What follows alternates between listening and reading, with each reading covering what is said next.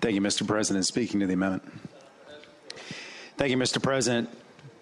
Ladies and gentlemen of the Senate, I want to, first of all, I know the hour's late. I'm going to talk fast and try and get through this, but this is a big, important issue. First of all, with regard to the Attorney General's opinion, we did request an Attorney General's opinion, so did Delegate Miller, and we got an opinion back. And I know that y'all on the other side agree with our Attorney General all the time, including his opinion on concealed weapon permit reciprocity, that we don't have to honor federal detainers for undocumented immigrants, in-state tuition for undocumented workers, tax returns for same-sex couples, local school boards can ban anti-LGBT discrimination, a bunch of great ones. And I don't agree with this one. Apparently, our Attorney General didn't bother to read or notice that the Department of Drug Enforcement confiscated these drugs from 5 different states in the last 3 years because those states were in violation of federal law. And apparently, he didn't read the letters that I have here from these drug manufacturers. If anyone wants to read them, I got them right here. I got one from Acorn Pharmaceuticals saying, give us our drugs back. You're not authorized to have them. I got another one here from Mylan Pharmaceuticals. Give us our drugs back. You're not authorized to use them. I got another one here from Sagent Pharmaceuticals. We understand you're using our drugs. We don't want you to use them. Letter after letter after letter after letter from general counsel's offices of drug companies saying, give us our drugs back, you can't use them. And the Attorney General says, I don't see any civil liability on the facts you presented. I'm kind of questioning that. I think we're setting ourselves up for a big lawsuit because these drug companies don't want their products being used. And the Attorney General's opinion, I don't think, is accurate. In fact, if the Attorney General had actually found that any of this was unconstitutional, I would be really surprised because it would basically be saying Virginia's been violating the law for the last 10 years. So the opinion was not a surprise, and I don't think the body should give it a lot of weight given the circumstances of what we're presented with today, first of all. Now, I want to remind the body, secondly, how did we get here? How did we get here? I want to take you back to 2014 when this first started to become an issue. 2014, y'all might remember the Department of Corrections came to this body and they said, and I have a newspaper article here, Virginia lacks the drugs for lethal injections, no executions pending. They told us that. And Delegate Miller that year put in his electric chair bill. Y'all might remember that because the Department of Corrections said, we don't have the drugs. The bill got out of this body and got out of the House and it came over here.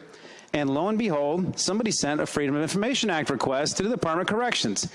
And you know what they found? That the Department of Corrections was not giving us the full story. They found the Department of Corrections had been stockpiling multiple drugs for an alternate execution protocol, but they didn't bother to tell us that before we voted the bill. Now, this is why the Freedom of Information Act is so important. Because if we're going to get full information and we can't trust certain departments to give us full information, we need to have a way to get information so we can legislate with our eyes open so we know what the facts are before we vote.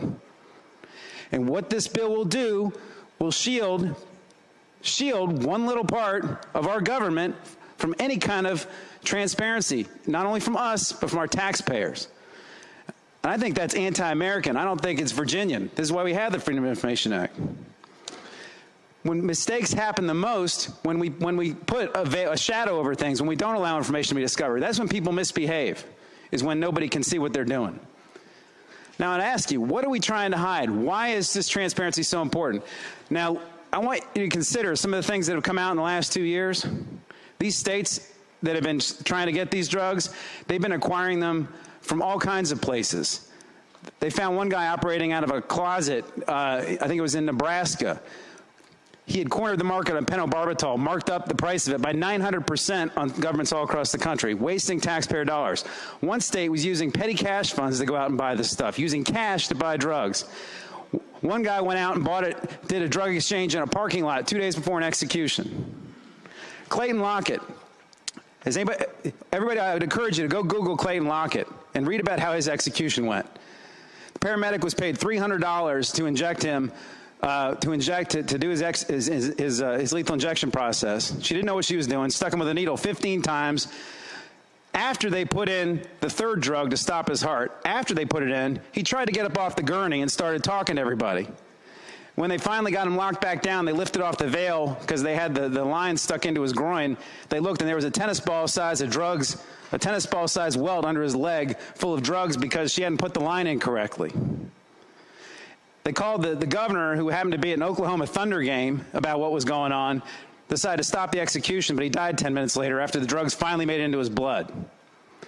Without FOIA, without the Freedom of Information Act, without Sunshine, we don't find these things out. We don't find out what happened. You can't even figure out why it went wrong or anything about it. These are the kinds of things we're trying to hide. These letters I have from the drug manufacturers, that's what they want to hide. Folks, how many editorials have you read saying this bill is a good idea?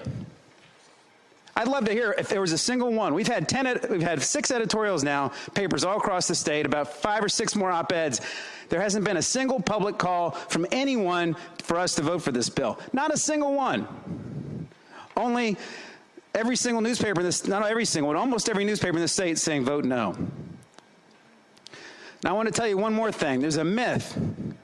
I've heard this myth being circulated that this will end the death penalty in Virginia. Now, I would ask the body, if this is going to end the death penalty in Virginia, how is it that 28 people got executed last year by lethal injection? How is it that, I think it's 12 so far this year have been executed? If the death penalty in this country is so jeopardized and it's so hard to find these drugs, why is it that states all around the country, including Virginia, have been able to execute 40 people with drugs in the last 16 months? We either have a Department of Corrections that doesn't know how to find these drugs, or somebody's not being honest with us. These drugs, there are ways to do this if you want to. Most of these other states have changed their protocol. It's not very hard. And if you read the Attorney General's opinion, one of the things he says is we can change our protocol if we'd like to, that there's ways to deal with this. My father always told me, my dad's a lawyer, and I practiced with him for 20 years now. What he always told me is there's 2 kinds of lawyers. There's ones that'll tell you every single problem with what you want to do, and there's another lawyer that'll tell you how to solve it. And I think if the Department of Corrections would put their mind to it and not be worried about all this oversight, that God forbid that the people give them, they could actually figure out a way to do this. The last thing I want to say, Mr. President, is I think this goes right to the heart of our government. You know, 239 years ago, 239 years and 10 months ago, Virginia adopted the Virginia Declaration of Rights. We have the 240th anniversary of it coming up right up here in a few months. And why was that adopted? Because I remember at the time, the king was stealing our property. We had troops in our homes. They were doing all kinds of crazy punishments on people. People didn't have rights at trial. People didn't have the right to freedom of speech, religion, press, none of those things. And we adopted that Virginia Declaration of Rights. We've come a long way so that the people have a right. The people have a right to see what their government's doing. The people have a right to information so that they can cast the knowing vote, so a legislature can provide proper oversight. And it's all because we have that Declaration of Rights. Why do we have that? Because we clothe our government with an extraordinary amount of power.